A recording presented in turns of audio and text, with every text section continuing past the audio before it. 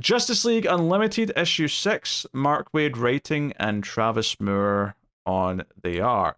So this is part 2 of the crossover. You know, this one very much focuses on, like, okay, so Grodd and present day is behind this, and this very much explores, like, how we got to that, which is basically just that when the absolute power stuff happened, he got Martian Manhunter's powers, which amplified his telepathic powers. It gave him telekinesis in a way that he didn't have it before, and, you know, whatever else.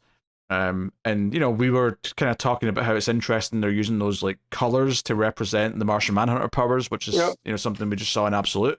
Martian Manhunter's a nice little carryover from that.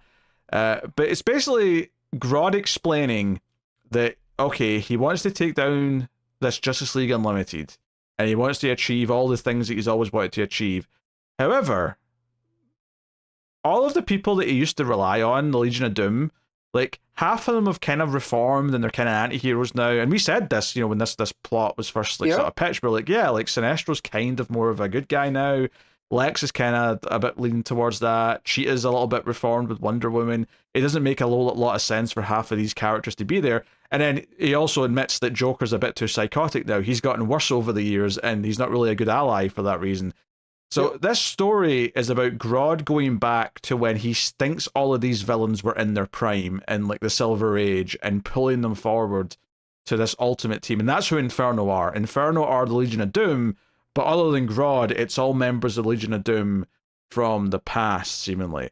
So that's what the big reveal is here. A lot of this issue is also how he manipulates AirWave throughout the issue by convincing him the Justice League are actually bad guys and that he's actually going to save the world. And it's all just, like, super powered, like, telepath stuff where he makes him think the Justice League don't show up to help him at one point. And this crisis is not even real. He's just, like, seeing something going wrong in the space station. But there's a lot of pages devoted to that as well. But that's the basic gist of what this issue does. And there's an element of tragedy to it as well. Don't get me wrong. Like, when they pull this off and he gets this Legion of Doom formed out of all these old versions of the villains, like, Airwave's just discarded. Like, he just kills Airwave like he's nothing, with a big smirk on his face. And it is quite dark. It's like, oh, Airwave's just realizing he's being used. He wants to do something about it, and they just annihilate him. So, you know, it at least feels like a big thing. And that's sort of where I think the Travis Moore art really works too, is because you get this big layout of, on the page, of the things that we've seen through Justice League Unlimited so far. And it ends with him, you know, these are your friends, you're Inferno, and then it all has that slow build to him just vaporizing him with that gun, you know, with whatever that was, you know. And they've all got them as well. Like, Lex and Joker are both holding one of these fancy ray guns as well. And the other part of this as well is that he's like, if they knew it was the Legion of Doom the whole time, the Justice League would have stopped us, because they'd have known, like, how severe the threat is. But by pretending to be some shadowy organization for a bit, it gave us time for them to underestimate us. And it kind of ends on, like, okay, it's time to actually fight the war. Here we go. Like, this is them. So I think this was a pretty solid issue, honestly. I thought, like, I mean, the last issue, and when I say last issue, I mean of Batman Superman World's Finest, that was the first chapter.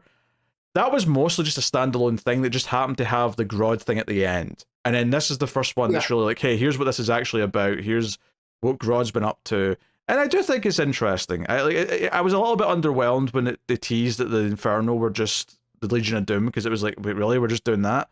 But this at least has got its own little spin to it, where it's like, okay, he's going back and getting what he thinks are the best versions of each of these characters to make the ultimate Legion of Doom. And it's like, okay, that's a little interesting. So yeah, I thought this was all right. I thought this was an all right chapter. I thought this was better than what World's Finest has been for a long time, I would say, at least. I knew it was going to get timey-wimey, but I didn't think it was going to get this timey-wimey. Yes. So I just have questions for how this is going to end. We'll get there when we get to the next chapter of this. But, you know, this is all essentially Grodd monologuing throughout, and us getting his motivations and whatnot.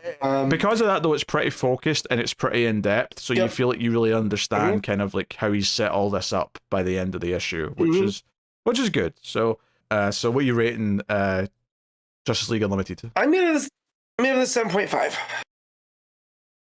You know what? I think I'm happy to agree with that. I like it's not. I wouldn't quite call it great, but the art's really good, and I think it does a decent job of like setting up why this is happening, and it made the plot interesting.